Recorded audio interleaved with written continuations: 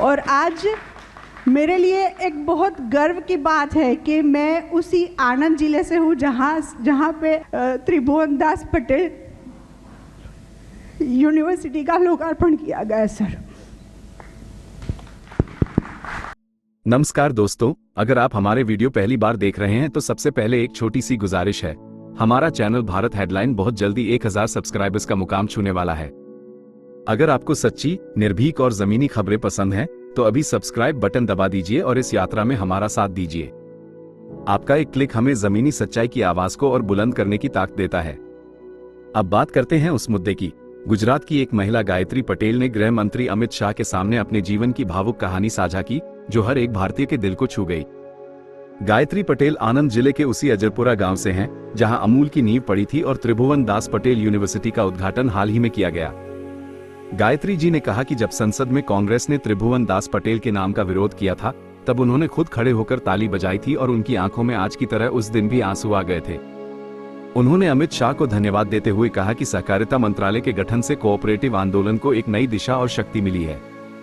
गायत्री पटेल ने अपने जीवन संघर्ष का जिक्र करते हुए बताया कि शादी के बाद उनका अमेरिका जाना तय था, लेकिन किस्मत ने करवट ली और उन्हें अपने ससुर जी की मृत्यु के बाद गांव लौटना पड़ा। आर्थिक स्थिति भी बिगड़ी, लेकिन उन्होंने हार नहीं मानी। उन्होंने पशुपालन व्यवसाय चुना, जिसे लेकर गांव वालों ने ताने मारे कि ये लोग टिक नहीं पाएंगे। लेकिन गायत्री जी और उनके पति ने ऐसा काम किया कि आज उनके पास 80 पशु हैं और वे अजरपुरा डेयरी कोऑपरेटिव सोसाइटी की अध्यक्ष भी हैं। उन्होंने महिलाओं को आत्मनिर्भर बनाने के लिए mushroom farming, honey bee keeping और गोबर से बने उत्पादों का निर्माण भी शुरू किया। उन्होंने एसएसजी ग्रुप बनाकर अन्य महिलाओं को भी जोड़ लिया और आज उन्हें Indian dairy association west zone का अवार्ड भी मिल चुका है। उन्होंने गर्व से कहा कि जिस विदेश जाने की इच्छा कभी अधूरी रह गई थी, उसी पशुपालन व्यवसाय ने उन्हें 2 बार अमेरिका और 1 बार यूके की यात्रा करवाई। लेकिन उनका मन कहीं नहीं लगा। वो बोली, मुझे मेरे पशु चाहिए और मेरे फार्मर्स चाहिए। दोस्तों, ये कहानी सिर्फ एक महिला की नहीं, बल्कि पूरे भारत की ग्रामीण महिलाओं की ताकत और आत्मनिर्भरता की मिसाल है। ये बताती है कि सही नीति, आत्मविश्वास और परिश्रम से कोई भी महिला अपने पैरों पर खड़ी होकर समाज को दिशा दे सकती है। इसलिए इस वीडियो को अंत तक जरूर देखिए और सोचिए, क्या हम अपने आसपास की महिलाओं को ऐसे रास्ते पर प्रोत्साहित कर रहे हैं?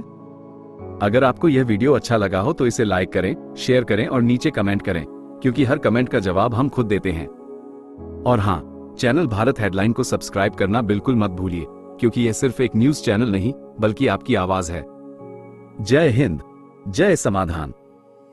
पहले तो मैं नरेंद्र मोदी जी को तहे दिल से शुक्रिया अदा करना चाहती हूँ, क्योंकि एक सहकारी मंत्रालय जो कि आपकी अध्यक्षता में जो शुरू किया है, तो उसकी वजह से जो है तो कोऑपरेटिव को एक अलग ही बूस्ट मिल गया है सर। और आज मेरे लिए एक बहुत गर्व की बात है कि मैं उसी आनंद जिले से हूँ जहाँ पे त्रिभुवन दास पटेल यूनिवर्सिटी का लोकार्पण किया गया सर। पार्लियामेंट में त्रिभुवन काका के नाम का बहुत विरोध किया था कांग्रेस ने, और मैंने जमकर खिंचाई की थी कि इनके नाम से ही होगा। ताली बजाई थी सर उस टाइम पे भी मेरी आंख में ऐसे ही आंसू आए थे। आप अकेली नहीं है, पूरे गुजरात की महिलाएं त्रिभुवन काका को आशीर्वाद देती हैं। बहुत बड़ा काम हुआ है कि इनके नाम से यूनिवर्सिटी बनी है, और इन्होंने जो सच्ची कोऑपरेटिव की नींव डाली थी, इसके कारण आज गुजरात की 36 लाख महिलाएं 80,000 करोड़ का व्यापार कर रही। 80,000 करोड़। ये जो बहनें यहाँ कह रही ना, 1 करोड़ का मैं दूध भरती हूँ, मैं 15 लाख का दूध भरती हूँ, 20 लाख का, ये त्रिभुवन काका न होते तो कभी न होता सर। और मैं गायत्री पटेल उसी अजरपुरा गांव से हूँ जहाँ से अमूल की पहली नींव रखी गई थी। और 1964 में जब हमारे भूतपूर्व प्रधानमंत्री श्री लाल बहादुर शास्त्री जी एक रात के लिए रुके थे, और फलस्वरूप एनडीडीबी की रचना हुई और श्वेत क्रांति की शुरुआत हुई।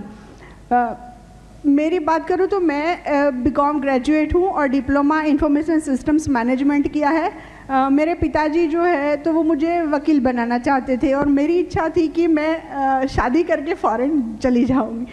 और मेरी शादी भी उसी लड़के से हुई जो यूएसए में था, लेकिन कुछ कारणों सर उनका मेरा जाना नहीं हो पाया, तो उनको वापस आना पड़ा। और आने के बाद मेरे ससुर जी की एक्सीडेंटली डेथ हो गई और थोड़ी फिनेंशियली कंडीशन भी हमारी अच्छी नहीं थी। तो उस टाइम पे सोचा कि अभी ऐसा कुछ व्यवसाय सोचना पड़ेगा कि मम्मी को अकेला छोड़ नहीं सकते थे। तो इसके लिए हमने पशुपालन व्यवसाय को चूज़ किया।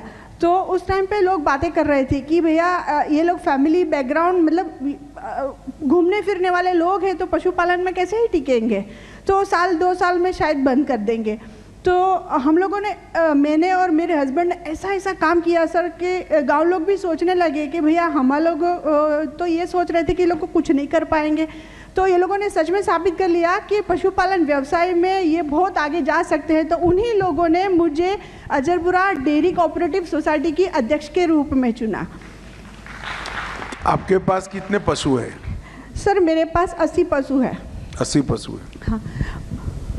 और अजरपुरा डेयरी कोऑपरेटिव सोसाइटी के अध्यक्ष रूप में चुना गया। और मैं मेरे जैसी कितनी बहनों को आज प्रोत्साहन देती हूँ कि भैया आप लोग घर में से बाहर निकलो, फ़ोन में ज़्यादा आप अपना टाइम ख़राब कर रहे हो, इससे पहले आप उसे खा जाओ।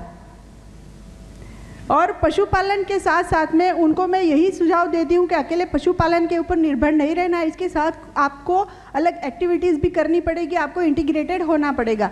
तो इसके साथ जैसे मैं गोबर से बहुत सारी प्रोडक्ट्स बनाती हूँ, मशरूम फार्मिंग भी करती हूँ, हनी बी कीपिंग भी करती हूँ और एसएचजी भी चलाती हूँ, जिससे बहनों को साथ जोड़ के मैं एक हनी बी कीपिंग का ग्रुप भी चलाती हूँ जो एनडीडीबी और अमूल की सहायता से बना है सर। और यही सब एक्टिविटीज़ के लिए आप श्री के द्वारा ही मुझे Indian dairy association west zone का अवार्ड भी मिला है सर। और मेरी ये उपलब्धि यही है सर कि यही व्यवसाय की वजह से मुझे आपके सामने दोबारा बोलने का मौका मिला है।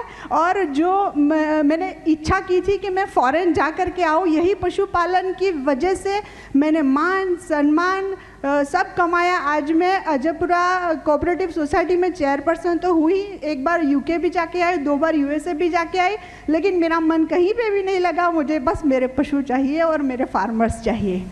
अगर आपको हमारे चैनल की वीडियो पसंद आई हो तो उसे लाइक, शेयर और सब्सक्राइब करना न भूलें। वीडियो को अंत तक देखने के लिए आपका धन्यवाद।